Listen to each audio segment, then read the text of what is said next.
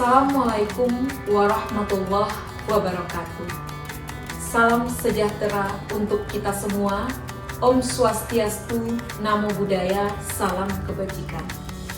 Perkenalkan, saya Ari Suryani, SPD MPD, dosen Universitas Negeri Padang, Departemen Pendidikan Guru Sekolah Dasar, Fakultas Ilmu Pendidikan Universitas Negeri Padang. Video ini dibuat guna memenuhi salah satu syarat sertifikasi dosen tahun 2024, yaitu pernyataan unjuk kerja Tridharma Perguruan Tinggi atau PDD UKTPT, khususnya aspek pengajaran. Pada bagian pendidikan dan pengajaran, proses perkuliahan dilaksanakan secara DID. Delivery adalah proses penyampaian materi pada perkuliahan dapat dilakukan dengan baik dan mahasiswa mampu menangkap makna dari materi yang disampaikan. Interaction yaitu pertemuan yang dilaksanakan dosen dalam mahasiswa dapat dilakukan secara luring ataupun daring. Assessment yaitu penilaian terhadap mahasiswa meliputi ujian tengah semester, ujian akhir semester, tugas terstruktur, serta keaktifan di dalam perkuliahan. Sebagai dosen di Departemen Pendidikan Guru Sekolah Dasar, Fakultas Ilmu Pendidikan Universitas Negeri Padang, saya mengampu beberapa mata kuliah, khususnya mata kuliah di rumpun ilmu bahasa Indonesia sekolah dasar, baik di semester dasar ataupun di semester genap. Pada kesempatan ini, saya akan menjelaskan salah satu mata kuliah yang saya ampu, yaitu mata kuliah pembelajaran bahasa Indonesia sekolah dasar. Kode mata kuliah ini adalah GSD.1.61.4107. Mata kuliah ini merupakan mata kuliah wajib departemen dengan bobot 3 SKS pada semester 4. Mata kuliah ini mengantarkan mahasiswa untuk mencapai kompetensi penguasaan substansi dan metodologi dasar keilmuan bahasa Indonesia yang mendukung pembelajaran bahasa Indonesia sekolah dasar dan melakukan kegiatan untuk mengembangkan substansi dan metodologi dasar keilmuan bahasa Indonesia. Untuk mencapai kompetensi tersebut, mahasiswa diwajibkan mengkaji tentang analisis kurikulum merdeka pada muatan pembelajaran bahasa Indonesia, model asesmen pembelajaran bahasa Indonesia, menyusun rancangan modul ajar kurikulum merdeka sehingga menambah wawasan mahasiswa dan menunjang terhadap pembelajaran bahasa Indonesia sekolah dasar. Learning outcome dari mata kuliah ini adalah 1. Mahasiswa mampu mengkomunikasikan pemerolehan dan perkembangan bahasa anak. 2. Mahasiswa mampu mengkomunikasikan pembelajaran membaca permulaan. 3. Mahasiswa mampu mengkomunikasikan pembelajaran menulis permulaan. 4. Mahasiswa mampu mengkomunikasikan pembelajaran membaca lancar. 5. Mahasiswa mampu mengkomunikasikan membaca pemahaman. 6. Mahasiswa mampu mengkomunikasikan teori hakikat pendekatan, strategi, model, metode, dan teknik dalam pembelajaran bahasa. 7. Mahasiswa mampu mengkomunikasikan konsep dan jenis pendekatan, strategi, model, metode, dan teknik dalam pembelajaran menyimak. Mahasiswa mampu mengkomunikasikan konsep dan jenis pendekatan, strategi, model, metode, dan teknik dalam pembelajaran berbicara. Selanjutnya, mahasiswa mampu mengkomunikasikan konsep dan jenis pendekatan, strategi, model, metode, dan teknik dalam pembelajaran membaca. Mahasiswa mampu mengkomunikasikan konsep dan jenis pendekatan, strategi, model, metode, dan teknik dalam pembelajaran menulis. Berikutnya, mahasiswa mampu menganalisis tujuan pembelajaran bahasa Indonesia sekolah dasar dalam kurikulum Merdeka. 12. Mahasiswa mampu mendesain rancangan pembelajaran modul ajar bahasa Indonesia sekolah dasar. 13. Mahasiswa mampu melakukan penilaian dalam pembelajaran bahasa Indonesia sekolah dasar. Model pembelajaran yang digunakan pada mata kuliah ini adalah 1. Case method. 2. Project based learning. Metode yang digunakan adalah metode ceramah, tanya jawab, diskusi, presentasi, dan penugasan. Adapun evaluasi dalam mata kuliah ini diambil dari nilai evaluasi tengah semester dengan bobot 20%. Evaluasi akhir semester dengan bobot 20%, nilai tugas dengan bobot 20%, dan nilai partisipasi dalam bentuk case method dan project based learning dengan bobot 50%.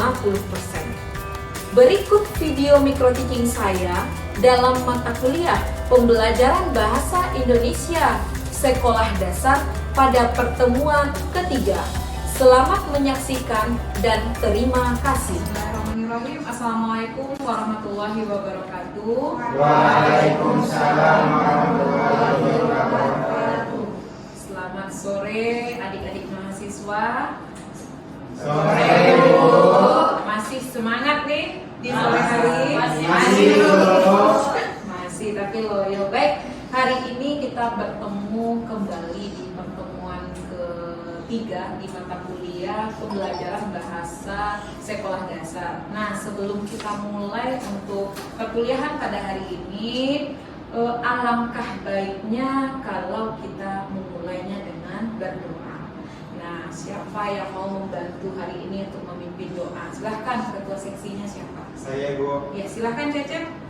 Baik, sebelum memulai pembelajaran kita pada pagi hari ini, alangkah baiknya kita berdoa menurut agama dan kepercayaan masing-masing. Berdoa dimulai. Berdoa selesai. Oke, baik, terima kasih Cecep. Nah, hari ini Ibu mau cek presensinya terlebih dahulu. Nah, Cecep, teman-temannya sudah hadir semua atau ada yang belum hadir, Cep?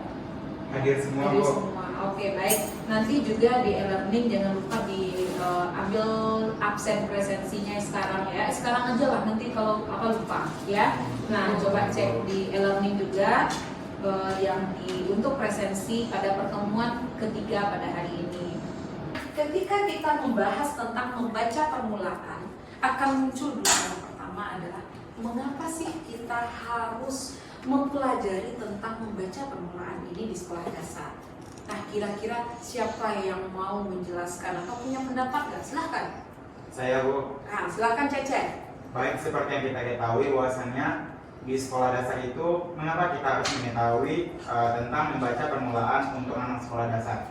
Nah, seperti yang kita ketahui pada anak sekarang kan itu fase A, ada fase A, B, dan C, yaitu kelas 1, kelas 2, kelas 1, kelas 2 fase A, kelas 3, 4 fase B, 5, 6 fase C. Nah, terkhususnya ini pada fase A, yaitu kelas 1 dan kelas 2. Mengapa demikian? Dikarenakan bahwasannya di membaca permulaan ini, apalagi untuk anak dari kelas 1 yang memasuki dari jenjang TK ke SD. Nah, pada hal tersebut, anak tersebut harus memahami terlebih dahulu bagaimana kiat-kiat untuk membaca permulaan ini. Karena biasanya anak-anak tersebut sering menggunakan bahasa daerahnya. Oleh karena itu, kita sebagai calon seorang pendidik harus mengetahui dan memahami bagaimana cara mengajarkan membaca permulaan ini kepada anak tersebut, supaya anak tersebut bisa memahami dan juga dapat mengerti bagaimana cara membaca permulaan untuk anak sekolah dasar tersebut dengan baik dan benar. Oke, terima kasih Cece. Beri aplaus dulu. Terima kasih, itu udah jawaban dari Cece ya, udah lengkap panjang ya sekali ya. Nah, betul yang disampaikan oleh Cece bahwasanya untuk jenjang sekolah dasar yang mana pada kurikulum Merdeka saat ini ada 3 fase seperti yang disampaikan oleh Cece. ada yang namanya membaca permulaan misalnya eja atau metode bunyi. Ini ada yang tahu dengan metode eja atau metode bunyi ini? Silakan. Tadi D5 dulu, sekarang Nisa lagi, nanti tambahkan. Silakan Nisa. Metode eja atau bunyi itu Bu, bagaimana cara kita mengucapkan sebuah alfabet, misalnya huruf B dibaca tuh B gitu. Kalau C jadi C gitu. Oke, baik. Oke, bagus. Silakan ditambahkan D5. Sependapat ya. Oke, baik. Iya, ya. Jadi perbedaannya dengan abjad tadi adalah dengan bunyinya tadi. Bunyinya itu dengan fonologinya tadi. Ya, fonnya itu yang mana B yang pada metode abjad dibacanya B. Ya, kenapa? Dia berangkat dari bagaimana bunyi ini dihasilkan. Ya. Kalau M itu bagaimana? Gitu kan? Ya bukan berarti warima jadi ya. Tapi bagaimana proses untuk mengeluarkan bunyi-bunyinya, huruf-huruf tersebut. Nah, ini yang membedakan. Nah, kemudian masuk ke metode suku kata. Metode suku kata atau orang juga menyebutkannya dengan metode silabel. Nah, suku kata itu yang mana kira-kira? Contoh suku kata itu yang seperti apa? Nah, Sa misalnya. sa. S dan huruf A. Itu dia. Dari kata apa dia? Sa itu misalnya. Misalnya saku. Saku. Jadi yang suku katanya yang mana? Yang sa. Sa dan u. Sa dan u. Dua dia suku katanya. Nah, suku kata inilah yang orang mengenalnya juga dengan istilah silabel. Makanya muncul istilah nanti itu ada istilahnya itu di dalam kajiannya itu silabel atau silabal, ya. Yang mana nanti itu pengenalannya dengan babi bu bebu, caci cuce cu, dadi du dedo. Pernah lihat yang kayak gitu? Pernah. Ya. Nah, itu dia. Nah, tetapi menjadi poinnya bagaimana siswa bisa sampai kepada membaca katanya. Dengan menggunakan silabel suku kata tadi, kita gunakan yang memang huruf-huruf yang mudah dulu dikuasai oleh siswa. Kata-kata yang mudah dikuasai oleh siswa. Makanya pada silabel berangkat dulu dengan konsep yang namanya kafe. Apa itu kafe? Bukan pergi ke kafe ya. Ya, maksudnya bukan pergi ke kafe. Apa itu? Huruf itu ada dua jenis. Yang pertama konsonan Dan vokal. Makanya di dalam kita membahas metode suku kata, yang kita bawa itu adalah dengan pola kafe. Apa itu? Konsonan vokal. Masuk dia contoh Rifai tadi, sapu. Jika kita analisis, kita sintesiskan, kita urai, sa.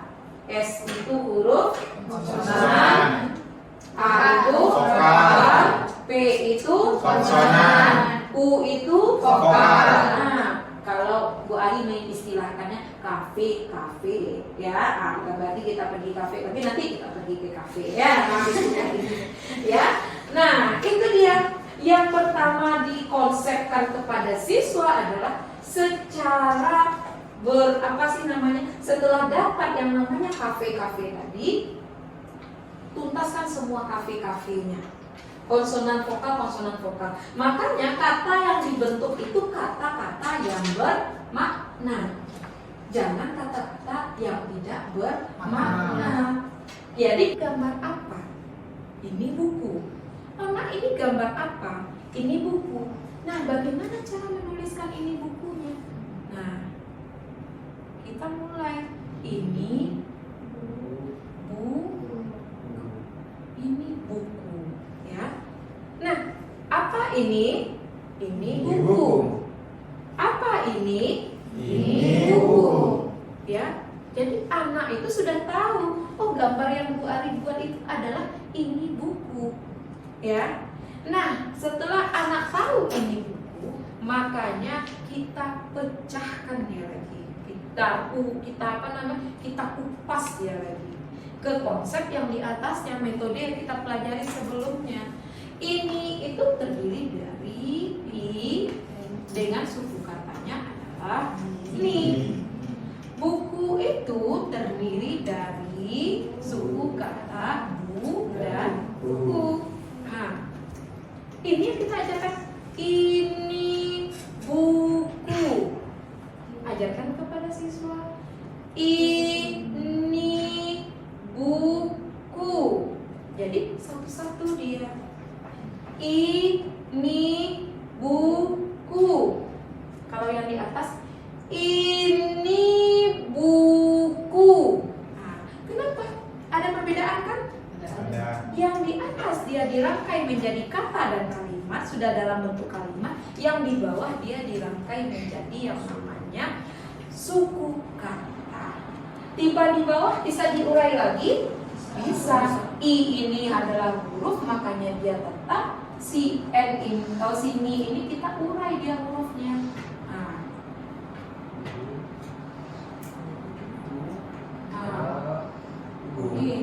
Makanya di bawah akan tertulis, nanti kita membacanya itu I, N, I, B, U, K, U. Sehingga anak sudah tahu dia. Makanya ini pola yang kita berikan, metode yang kita berikan. Kita mulai dari sesuatu yang general. Jadi yang awalnya katakan Cecep tadi sama Kairunisa sama Delima ada metode abjad, kita melupakan itu saja. Kita masuk dari hal yang besar, dari gambar perspektif apa yang dimiliki oleh anak tadi dari segi apa ya, skemata yang dia sudah punya. Pasti setiap anak memiliki skemata itu. Pilihlah skemata yang memang apa yang dekat dengan siswa. Makanya kita nanti akan melihatkan yang namanya dengan gambar. Dengan gambar tadi tertulis ini buku. Nanti di bawah dipisah dia lagi. Ini buku. Yang terakhir I N I B U K U. Nah, sehingga nanti anak bisa merangkai lagi, sehingga dia bisa menciptakan lagi sampai ke atas. Nah, terbentuk lagi kalimatnya. Makanya di dalam anak SD tadi, di awal konsep kita tentang membaca permulaan, yang namanya mengajarkan membaca permulaan butuh yang namanya kesuburan. Kalau bagi kita nih, aduh gampang sekali. Tapi bagi anak SD tidak segampang itu, ya, nggak segampang dia. Ya, coba diintrospeksi diri saudara. Saudara kapan, di usia kapan bisa membaca? Ya kan? Nah, ini yang menjadi introspeksi diri supaya nanti itu kita tidak menjudge siswa, tidak marah kepada siswa ketika anak tidak bisa lancar atau belum lancar di dalam membaca. Ini yang menjadi pertimbangan. Jangan-jangan metode yang kita berikan kepada siswa tidak tepat. Nah, apa tadi, karena kita mengenal dengan silabel, jangan-jangan suku kata atau kata yang saya berikan terlalu tinggi untuk siswa, sehingga dia susah untuk mengotak-atik hal itu. Nah, makanya mulai kata kuncinya pada membaca permulaan itu mulai dari hal yang sederhana. Oke, sampai di sini bisa dipahami? Nah, itu contoh dari metode global. Nah, ini adalah picture word inductive. Kata kuncinya ada picture, ada kata, ada gambar. Ini sama dengan metode SAS. Artinya di dalam kita mengajarkan pembelajaran membaca permulaan butuh yang namanya gambar. Kenapa? Anak SD berada pada usia pra-operasional konkret, sesuatu yang konkret. Jadi tidak bisa dengan bercerita imajinasi, harus kita hadirkan. Bagaimana cara menghadirkannya? Salah satu media yang bisa kita gunakan adalah lewat gambar, ya. Nah, kemudian ada yang VAR, visual, auditory, reading, writing, ataupun kinestetik, ya. Kalau visual berarti dengan melihat, audio dengan mendengarkan, reading dengan membaca, writing dengan menulis, kinestetik dengan ya gini ngapain nih? Gini ngapain? Mempraktikkan, ya. Nah, ini arah teorinya adalah kepada gaya belajar. Nanti Bu Ari mengharapkan saudara nantinya bahwa Bu Ari akan bagi kelompok di dalam kelas ini menjadi 3 kelompok. Kelompoknya itu ada kelompok yang pertama adalah mendapatkan model pembelajaran PWI, kemudian ada yang FART, kemudian ada yang PAS. Nah, tadi kan sudah Bu Ari jelaskan. Sekarang dengan kelompoknya silahkan didiskusikan kira-kira seperti apa implementasinya di dalam pembelajaran membaca nantinya, ya. Nah, oke, silahkan diatur dulu posisinya, pembagian kelompoknya. Ini berdua sini. Geser, ayo. Oke. Tuh. Silahkan kita berkelompok. Tuh ke sana ya. Buat kelompoknya kelompok. Bu Ari rasa cukup ya diskusinya. Oke, baik. Tadi masing-masing kelompok sudah mendiskusikan implementasinya di dalam model pembelajaran membaca permulaan sesuai dengan model-model yang sudah diperoleh tadi, ya. Nah, setiap model itu kita sepakat dia memiliki kelebihan dan kekurangannya masing-masing. Tetapi pertanyaannya adalah, apakah cukup dengan 3 model pembelajaran yang Bu Ari tayangkan hari ini saja? Tidak. Banyak lagi. Karena model pembelajaran itu dia selalu berkembang, dia selalu ada, gitu ya. Jadi artinya kita harus selalu mengasah ilmu kita, rajin membaca untuk mendapatkan model-model apa lagi yang ada di dalam membaca permulaan.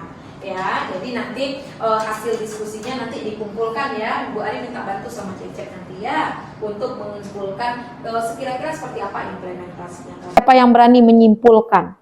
Nah, silahkan. Oke, Cecep lagi, silahkan Cep. Gimana Cep? Apa kesimpulan belajarnya hari ini Cep? Baik, berdasarkan pembelajaran kita pada pagi hari ini, yaitu mengenai pembelajaran membaca permula, bahwasannya kita telah mengetahui pembelajaran tadi mengenai apa saja pengertian dari pembelajaran membaca tersebut dan mengapa sih pembelajaran membaca itu penting, dan juga di sana kita juga mempelajari model-model apa yang terjadi pada saat pembelajaran membaca ini, dan juga kita dapat memahami bagaimana yang terakhir ini yaitu faktor-faktor di dalam pembelajaran membaca ini. Nah, dengan itulah dapat memberikan pemahaman bagi kami sebagai calon seorang pendidik, bagaimana nanti kiat-kiat kami untuk mengajarkan pemahaman mengenai pembelajaran membaca, terkhususnya pada pembelajaran membaca permulaan. Oke, baik. Beri tepuk tangan untuk Cecep. Oke, terima kasih Cecep ya. Ada yang mau menambahkan kesimpulan pelajaran kita hari ini? Perkuliahan kita hari ini, silahkan. Yang mau menyimpulkan? Nah, ayo. Atau kurang lengkap yang disampaikan Cecep, ada yang lain silahkan. Nah, ayo. Apa? Atau sudah cukup? Sudah cukup. Baik. Nah, membaca berikutnya ya, karena dia merupakan pondasi, maka bagaimana siswa mempelajari terkait dengan kata, dengan huruf juga ya, suku kata tadi, kemudian kosakata, kalimat tadi. Nah, itu menjadi hal yang memang memerlukan kesungguhan, tidak hanya dari kesungguhan cara guru mengajar, tetapi juga kesungguhan dari peserta didik dan lingkungannya untuk menciptakan kondisi suasana siswa untuk mempercepat kemampuan membaca permulaan. Yang di Bu Ari pesankan adalah ketika mengajarkan membaca permulaan, jangan sampai salah strategi, identifikasi dulu bagaimana karakteristik peserta didik kita. Nanti salah diagnosis, salah strategi, salah model. Jadi kita tidak tepat menggunakan model pembelajarannya sehingga keberhasilan dalam membaca permulaan itu terasa lebih lambat atau bahkan tidak ada. Ya, sehingga yang disalahkan tidak hanya siswa saja, harus introspeksi diri. Sudah benarkah saya di dalam mengajarkan keterampilan membaca permulaan? Nah, hari ini saudara mengkaji tentang hal ini ya, agar di lapangan nantinya ketika menjadi calon guru, menjadi guru itu tidak salah di dalam menerapkan model-model pembelajarannya ya. Oke, nah tadi sudah disimpulkan ya. Nah, ini ada sedikit evaluasi untuk perkuliahan kita hari ini. Tugasnya buat saudara adalah buatlah sebuah analisis berupa kasus di dalam pembelajaran membaca di sekolah dasar. Jadi artinya sekarang saudara cari kasus, satu kasus saja terkait dengan pembelajaran membaca di sekolah dasar. Kasus tersebut nanti diidentifikasi kira-kira masalahnya apa. Sudah ditemukan identifikasi masalahnya, saudara akan membuat rancangan tindakan penyelesaiannya seperti apa, yang mana mungkin berupa implementasi teknik, metode, atau model pembelajarannya yang digunakan untuk mengatasi kasus tersebut sehingga berdampak dalam peningkatan keterampilan membaca permulaan. Jelas tugasnya? Jelas ya. Nah, tugas ini saudara silahkan observasi ke sekolah ya. Kemudian minggu depan itu sudah di-upload di e-learning. Artinya sebelum memulai perkuliahan berikutnya di minggu keempat dengan materinya, siapa yang masih ingat? Untuk minggu depan. Kalau sudah membaca permulaan apalagi? Membaca lanjut. Nah, oke ya. Nah, minggu depan itu sudah harus ada materi ini, evaluasi ini di e-learningnya masing-masing. Sehingga sebelum kita mulai ke materi berikutnya, ini kita diskusikan sebentar kasus-kasus apa yang memang terjadi di dalam membaca permulaan. Sehingga membuka kemampuan kita nanti di dalam penyelesaian masalahnya seperti apa. Ya, sampai di sini paham dengan tugasnya, dengan evaluasinya? Paham, Bu. Iya, baik. Kalau paham, demikianlah ya, Ananda semua, saudara semua, perkuliahan kita pada sore hari ini. Silahkan dulu sebelum kita tutup ya, dirapikan lagi. Tadi sudah duduk berkelompok, dirapikan lagi.